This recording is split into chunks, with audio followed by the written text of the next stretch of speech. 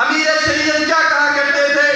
अमीर शरीयत सैयद ताउल्लाह शाह बुखारी रहमतुल्लाह तआला अलैह फरमाया करते थे कि लोगों, तुम मेरे नबी की सूरत सुनना चाहते हो, मेरे नबी की अज़मत को सुनना चाहते हो, मेरे नबी के मकाम और मर्तबे को सुनना चाहते हो, तो अताउल्लाह शाह बुखारी का ईमान ये है कि अगर कायनात के अंदर जितने दरख्त हैं इनको काट के चीर के इनकी कलमें बना दी जाए, ये जमीन और आसमान ये 14 तबक इनको कागज बना दिया जाए, समंदर और दरियाओं नदी नालों के तमाम पानी को इकट्ठा करके स्याही की शक्ल दे दी जाए और फिर सिर्फ इंसान नहीं बल्कि आसमान के फरिश्ते आ जाए और जमीन पे बैठ के मेरे पाक पैगंबर के शान को लिखना शुरू कर दे, तो बुखारी का ईमान ये है कि ये सातों तबक खत्म हो जाएंगे, ये कलमें टूट फूट कर शिकार हो जाएंगी, ये समंदरों की स्याही खुश्क हो जाएगी, इंसानों और फरिश्तों की जिंदगियां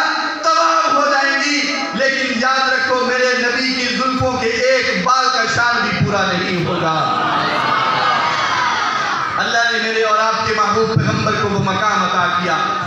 और याद रखिए, ये सिर्फ कहने और सुनने की बातें नहीं है, ये मुबालगा आराई नहीं है। हुजूर अलैहिस्सलातु वस्सलाम की जुल्फों पर बात की जाए, अगर सिर्फ जुल्फों के शान को बयान करना शुरू कर दिया जाए, हकीकत ये है कि ये वक्त कम पड़ जाएगा, ये जिंदगियां कम पड़ जाएंगी। आका अलैहिस्सलाम के मुँह मुबारक और आपके बाल मुबारक का शान पूरा नहीं हो सकता।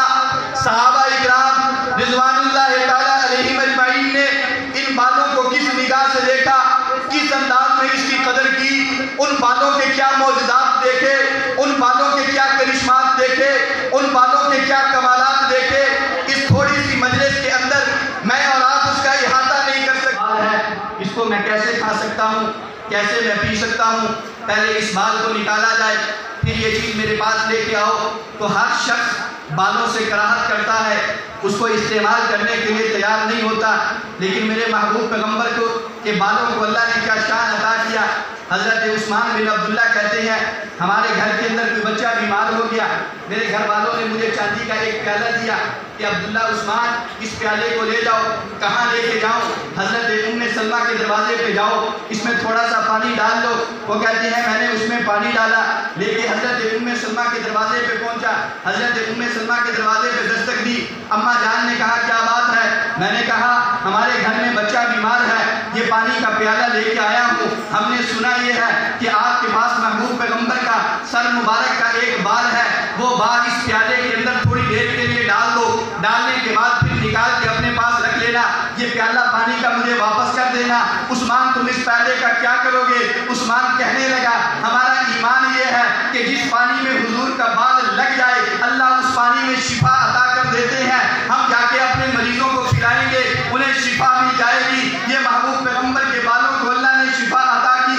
हज़रत अनस रज़ियल्लाहु ताला अन्हु कहते हैं मेरी निगाहों के सामने वो मंजर है, हज्जतुल वदा का मौका है, अल्लाह के महबूब पैगंबर जब हज से फारिग हुए मिना के मैदान में तशरीफ लाए, अल्लाह के महबूब पैगंबर सहाबा से कहने लगे मेरे लिए एक हजाम का इंतजाम करो, बाल काटने वाले का इंतजाम करो। महबूब पैगंबर के लिए हजाम का इंतजाम किया गया। हज़रत अनस कहते हैं मैं इस रिवायत को बयान कर रहा हूँ, लेकिन महसूस ये होता है कि हुजूर अलैहिस्सलाम का चेहरा अनवर, आपका वो मुबारक जिस्म आज भी मेरे सामने है। महबूब पैगंबर ने पहले अपने सर का दाना हिस्सा उस हजाम के सामने पेश किया, उसने उस हिस्से से कुछ बाल तराश लिए, काट लिए। आप अलैहिस्सलातु वस्सलाम ने उन बालों को लिया, आपने कहा अबू तलहा अंसारी कहाँ है? सहाबा के मजमे में जनाबे अबू तलहा अंसारी मौजूद थे, दौड़ के आए, हुजूर ने कहा ये बाल उनके सपुर्द कर दो। फिर हुजूर ने सर का बायां हिस्सा उस हजाम के सामने किया, उसने बालों को तराशा, आपने कहा ये बाल भी अबू तलहा अंसारी के सपुर्द कर दो। हजरत अबू तलहा के सामने बाल आ गए, उन्होंने सारे के सारे अपने पास जमा कर लिए। महबूब पैगंबर ने कहा अबू तलहा अंसारी ये बाल सारे अपने पास में रखना, बल्कि मेरे सहाबा में, मेरे जानिसारों में, मेरे वफा शियारों में इन बालों को तकसीम कर दो, जिसका जो हिस्सा बनता है थोड़े थोड़े करके इनको दे दो। फिर जिसके पास जो बाल आए उसने उस बालों की क्या कदर की। हजरत अनस कहते हैं उन बालों में से एक या दो बाल मेरे पास भी आ गए। जब वो बाल हजरत अनस के पास आए, सारी जिंदगी मोहब्बत से रखा, अकीदत से रखा, प्यार के साथ रखा, मोहब्बत की निगाहों से देखते रहे।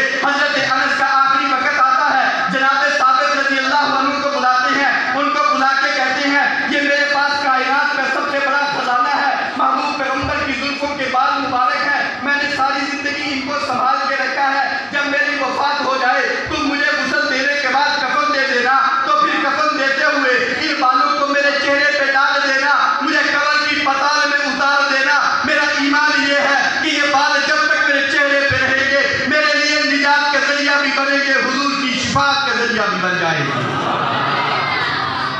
सहाबा ने उन बालों की कदर क्या की। आइए आगे चलते हैं। कुछ बाल आ गए हजरत खालिद बिन वलीद के हिस्से में। हजरत खालिद बिन वलीद समझते थे कि ये बाल कोई आम बाल नहीं है।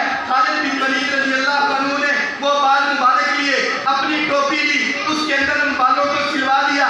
खालिद बिन वलीद रज़ियल्लाहु अन्हु की आदत मुबारक थी, जब भी काफिरों के मुकाबले में जंग के लिए जाते वो टोपी हमेशा अपने सर पे रखते। किसी ने पूछा, खालिद बिन वलीद लिबास तब्दील करते हो, जुब्बा तब्दील करते हो, सवारी तब्दील करते हो, असलहा बदल लेते हो, ये टोपी कभी आपने तब्दील नहीं की है, हमेशा यही टोपी पहन के जंग के मैदान में उतरते हो। बताया कि ये टोपी आम टोपी नहीं है, ये वो टोपी है जिसके अंदर महबूब पैगंबर की जुल्फों के बाल है। मेरा ईमान ये है, जब तक के बाल मेरे पास रहेंगे, इनकी बरकत से अल्लाह दुश्मन के मुकाबले में फतह अता करते रहेंगे। इन बालों में से कुछ बाल हजरत मुआविया रज़ियल्लाहु ताला अन्हु के पास भी आ गए, और उनके पास सिर्फ बाल नहीं आए, महबूब पैगंबर के नाखून मुबारक भी आ गए। सारी जिंदगी संभाल के रखा।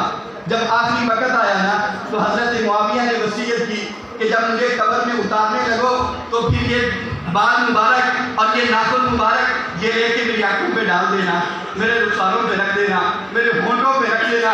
जब मैं रब के सामने पेश होगा इस अंदाज में, मुझे उम्मीद है